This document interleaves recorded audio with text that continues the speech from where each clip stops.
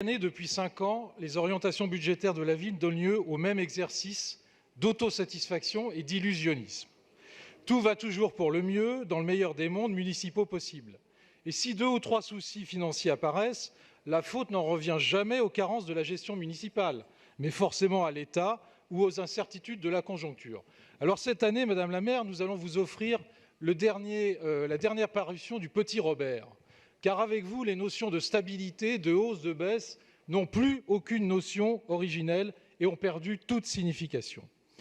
Il aura fallu attendre en effet 5 ans pour qu'enfin vous vous rendiez compte que les charges de péréquation, 613 millions en 2020, vont peser sur les finances municipales, un poids devenu progressivement insupportable. Elles obèrent ses capacités d'action et contraignent la ville à recourir massivement à l'emprunt pour financer ses investissements. Ces charges ont été multipliées par 6 en 10 ans.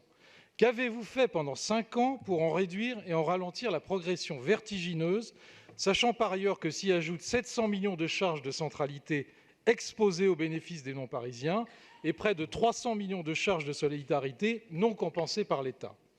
Vous auriez pu profiter de la négociation du contrat financier avec l'État sur la période 2018-2020 pour au moins poser le problème.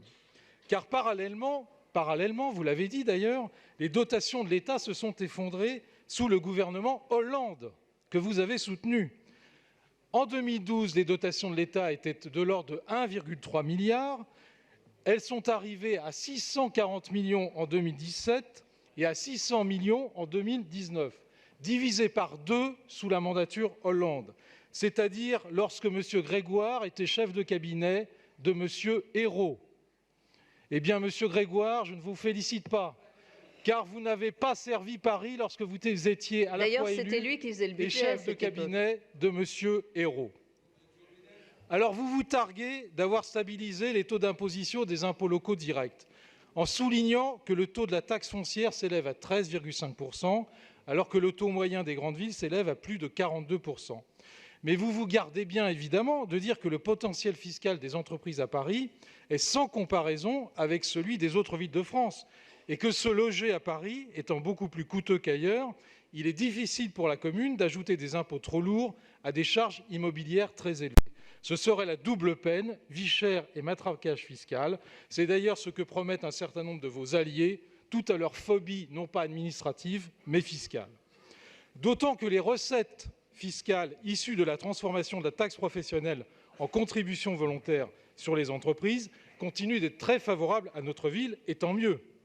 Les taux, Madame la maire, les taux, vous ne les avez pas augmentés, mais le produit fiscal, si, a sérieusement augmenté. Sans compter l'augmentation continue des recettes de la fiscalité indirecte. Droit de stationnement, droit de voirie, droit de terrasse, une inflation sans commune mesure depuis 2001. La seule baisse dont pourront bénéficier les Parisiens, c'est la baisse de la taxe d'habitation, dont vous avez l'air d'ailleurs de contester le bénéfice, et là, vous n'y êtes absolument pour rien. 588 772 foyers fiscaux seront exonérés en 2020, soit 60% des contribuables parisiens, c'est sans précédent. Alors vous vous flattez par ailleurs de contenir les charges de fonctionnement. Chaque année, vous essayez de nous faire croire à une gestion vertueuse, alors que les charges de personnel continuent à augmenter inexorablement, notamment sous l'effet de la réalisation d'un programme d'investissement aussi clientéliste que surdimensionné. 150 postes supplémentaires, mais probablement plus, seront encore créés en 2020 pour faire fonctionner les dernières réalisations. Et ne parlons pas des charges à caractère général qui dépassent désormais les 800 millions d'euros par an. En dehors de quelques mesures cosmétiques, vous êtes incapable ou vous ne voulez pas réduire significativement le train de vie de la ville. Vous prétendez dégager une épargne brute suffisante, en fait très variable selon les années, vous permettant de conduire votre programme d'investissement. La réalité est tout autre, car pour le mener à bien, vous avez massivement endetté la ville. La dette municipale dépasse aujourd'hui les 6 milliards d'euros, 6,1 milliards d'euros, vous l'avez rappelé très exactement, nous sommes d'accord sur ce chiffre. Gageons que fin 2020, ce montant sera encore supérieur. La dette a plus que doublé depuis 2010, 2,4 milliards en 2010, 6,1 milliards aujourd'hui, et la durée de désendettement est de l'ordre de 10 ans, proche du maximum tolérable, qui est de 12 ans. Et si on enlevait évidemment les recettes indûment perçues sur les bailleurs sociaux, alors nous serions à plus de 12 ans. Ce qui placera la prochaine municipalité dans une situation financière extrêmement difficile. Elle aura le choix soit de ne plus rien faire et de vivre chichement, soit d'augmenter massivement les impôts des ménages et des entreprises. C'est d'ailleurs ce que nous commençons à entendre chez certains de vos alliés. Réjouissante perspective à 5 ans des Jeux Olympiques. Quant aux comparaisons avec d'autres villes françaises, elles sont biaisées par des systèmes institutionnels différents. Comparaison n'est pas raison, monsieur Grégoire. Hors agglomération, les montants sont les suivants. Paris, 2 657 € de dette par habitant. Lille, 2 100 € de dette par habitant. Marseille, qu'on dit surendetté, 2 300 € de dette par habitant. On ose imaginer dans quel état seraient les finances de la ville si elle n'avait pas bénéficié de façon récurrente de la manne de la fiscalité immobilière, encore 1,6 milliard en 2020, de la hausse massive des droits de stationnement, 330 millions d'euros, de la complaisance douteuse de l'État vous autorisant à affecter au budget de fonctionnement près d'1 milliard d'euros provenant du produit des loyers capitalisés versés par les bailleurs sociaux dans le cadre du conventionnement du parc privé, encore 130 millions d'euros en 2020. Et enfin, de la vente de nombreux éléments du patrimoine municipal, plus de 800 millions encore depuis 2014, que vous valorisez fin 2018 à 34 milliards d'euros.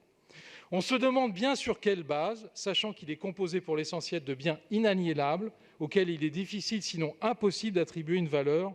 Ce qui était évidemment aisément vendable, vous l'avez déjà vendu. Une nouvelle fois, et pour la dernière année de votre mandat, vous proposez, Madame la maire, des orientations budgétaires en trompe-l'œil.